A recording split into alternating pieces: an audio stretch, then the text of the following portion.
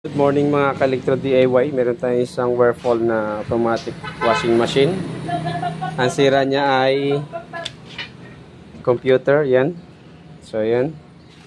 So katulad ng dati, kinonvert ulit natin sa universal computer. So yan. Ito yung ating conversion. So yan. So yan lang ang ginamit natin guys. Ito yung kanyang water level. Dalawa lang yung kanyang wire, so ito yung kanyang sa universal, tatlong wire. So yan ang ginamit natin. So ito yung kanyang connection, yan.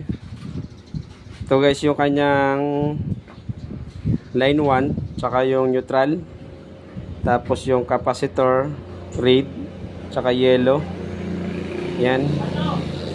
Yung forward natin ng speed sa red po naka-attach yan guys. Tapos yung ating yellow ay yung ating valve dito sa ating water inlet valve. Tapos yung pink ay yung ating drain papunta dun sa ibaba. Yun. Yan pink, yan. Yun yung sa ating drain. So, yung ating naman dito sa kabila, yung blue, white at saka yellow dito yung sa ating water level. So yung ating black at brown, doon naman yung nakakabit sa ating switch. Yung kanyang door switch. So ayan. Check natin yung kanyang function.